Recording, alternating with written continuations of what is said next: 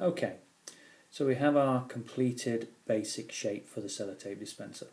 Now at the moment it still looks very functional. What we need to do is we need to alter this shape so that it looks a little bit more stylish and in line with what we want.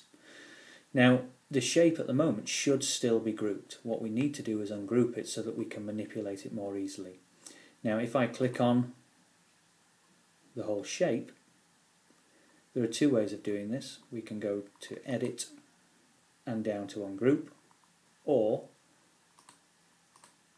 there is a little button there which looks like three little boxes, and it should allow us to click on Ungroup. And if we click off it and then click on the part that we want, we can go to Start Edit. Now notice I also have left Attach on. We can pick up that handle there and we can change it to another position. We could put it there, we could put it there if we want. At the moment obviously that wouldn't work because our hole, which is going to eventually be the hole for our sellotape dispenser spindle, would not be within the shape. If I pop it back there for a moment, I can now click back on my line. I can decide that I want it to be a curve, so I'm going to click on Curve, and then I can take my dynamic handles and I can start to think about changing my shape to something that I'm comfortable with. Notice I've left that original line in there just in case. If I'm not happy with that, I can click back on it, go to Start Edit, once again click on the line and click to line, and that would allow me to put that back. I could then attach that there if I wanted to.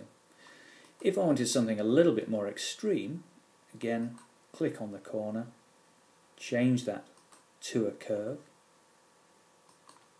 and start playing around. I'm just going to slightly zoom out there so I've got a little bit more room to play with, and I could begin to alter the shape. One of the reasons why I've left those lines in is because they're a good guide as to the overall dimensions of my shape. Now once I've got something that I quite like, I might just make that slightly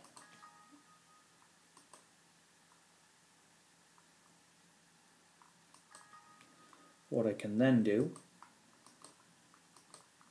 is I can review that shape after ending the edit and check whether I like it. If I don't like it, again, what I can do is go back to Start Edit and play around with it until I'm happy with it. Notice that the spindle here is well away from the edge of that shape.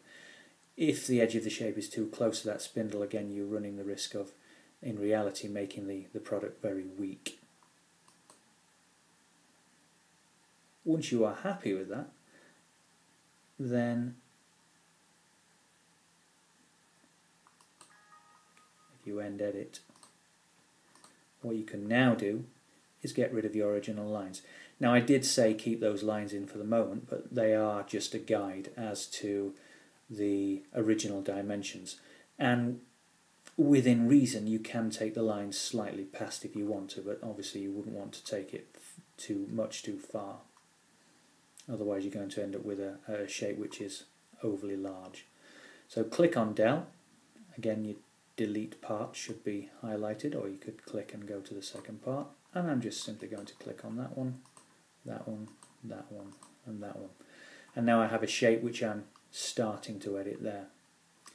At this point it's worth highlighting, as we have done before, copying and pasting and taking that into free space.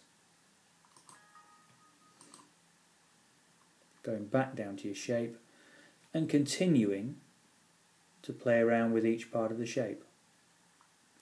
Now at the moment I'm not going to touch this bottom line here. I want that to be left because I need that for a reason. I need that to sit on the desk so that the product, when it's cut out, is stable. But I can alter all of the other shapes. For example, if I click on there, Start Edit, change that to a curve,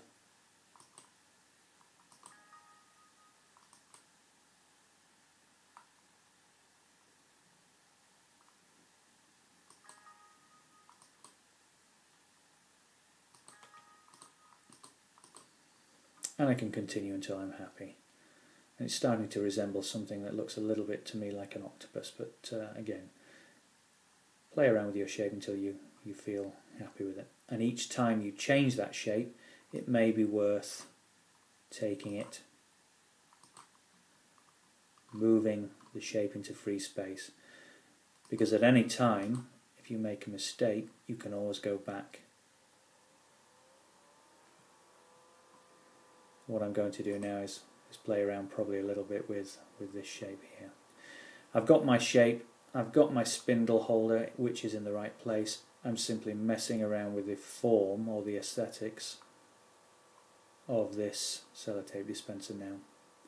Obviously the next thing I need to think about is how I'm going to join the sides to the base, but that will come in a later tutorial.